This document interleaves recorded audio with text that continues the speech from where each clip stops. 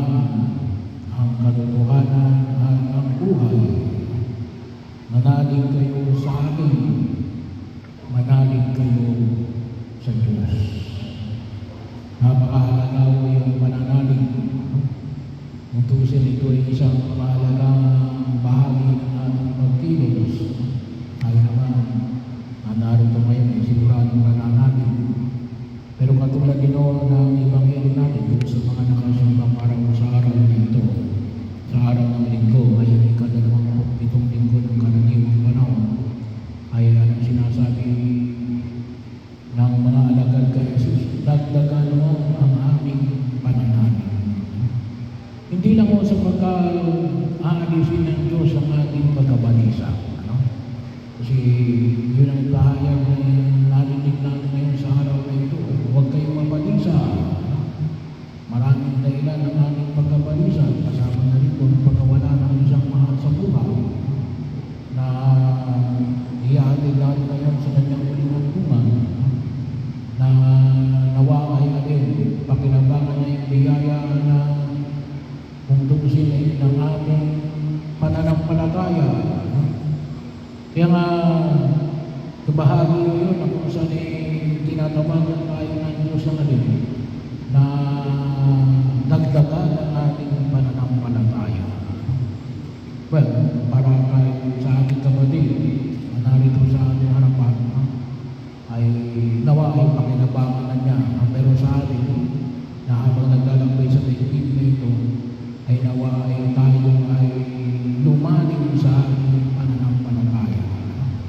Kasi sabi nga sa Ebanghelyo ngayon sa araw na ito, ay karugtong din ng panyaya na ipinahayag sa atin ngayon na nanagpakinggan natin para sa ating kapatid na alin. Manalig kayo sa Diyos, manalig kayo sa akin. Kapag ano sabi nga na Jesus, kung meron lang daw tayong pananalig na kasing laki ng butil ng mustasa, ayaw naman yung malapit dito.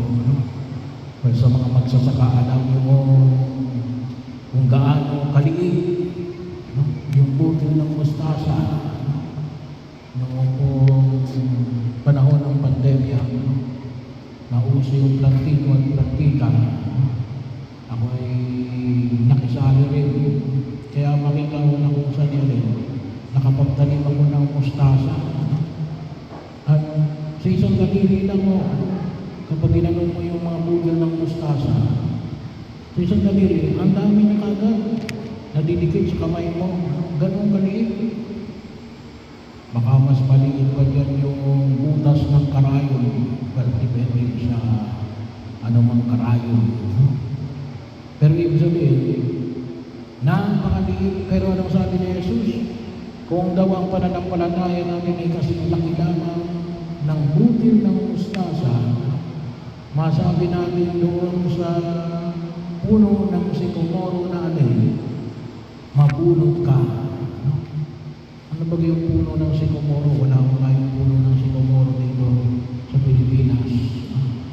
Pero sabi nga, baka narinig nyo na ang pinakamalapit na mayahang din natin sa puno ng sikomoro ay alin. Kasi fig tree ay sa pamilya ng fig ay alin, yung balete. Gaano kalaki yung balete? Bahagi yun, mabunot ka. Hindi natin kayang bunutin lahat yun. Kahit na sabihin natin na may mga machine ngayon na bumubunot ng puno at matanim ka sa dagat. Sabi mo kapag nakita natin yung pananampalataya na ipinamanin sa buong may kapatid ng hamon, mayroon lang daw tayo kang kasing laki na butil ng mustasa. Sabi mo napakaliit pala ng aking pananampalataya.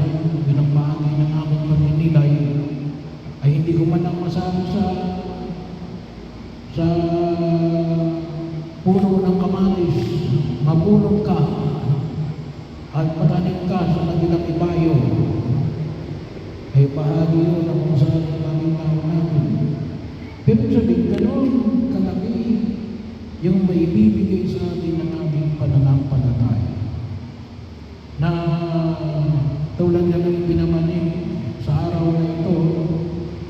Kaya din, huwag tayong mabagawag, huwag tayong mabalisa. Manalig tayo sa Diyos, manalig tayo kay Jesus. Bakit? Sapagkat maraming silid sa bahay ng aming Ama, yun ang sabi ng Jesus. At yung biyaya na ipinagkaloob sa atin bilang mga mananampalatayang Kristyano, buhay na walang hanggan, ipinagkaloob sa atin yung maling langit. So, bahagi yun. At yun ay naman pakinabangan ng ating kapatid na inipiling natin ngayon at ating iniangkin sa kanyang huling nagtungan na higit niyang makamit ang buhay na walang hanggan na pinangako ng Diyos sa bawat isa sa atin mula nung tayo ay bininyagan. Biro mo yun, ang buhay na walang hanggan, bakit?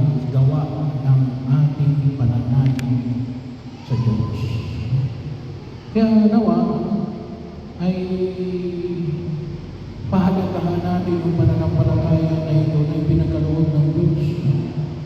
Sabi nga ako natin, siguro sabi na ito, paano yung mga nangurako ng milyon-milyon, pupunta rin pa sa langit? Well, kapag sila na rin panataya, pero huwag tayong kaagad-agad kasi meron tayong tinatawag na purgatorio. Ay dadaan yan sa purgatorio. So kung gaano kalaki yung kanilang ninakaw, ganon din katagal ang kanilang itatagal sa purgatorio. Pero kung sila nananalig, pupunta rin sila sa langit. Pero hindi pwede hindi sila dumaan sa purgatorio. Yun yung bahagi yun. Pero ito yung biyaya na nawa, pakinabangan natin at ipag-ibayuhin natin ang idinudulog natin para sa ating kapatid na nawa ay higit niyang pakinabangan. At pakinabangan din natin na magkaroon tayo ng kapanatagan ng kalooban sa pangako na ito na ibigay ng Diyos. Kung sakaling sa tingin natin ay kinakailangan ibigay o hinihingi ng katarungan, kaya tayo ipagdarasal natin siya na nawa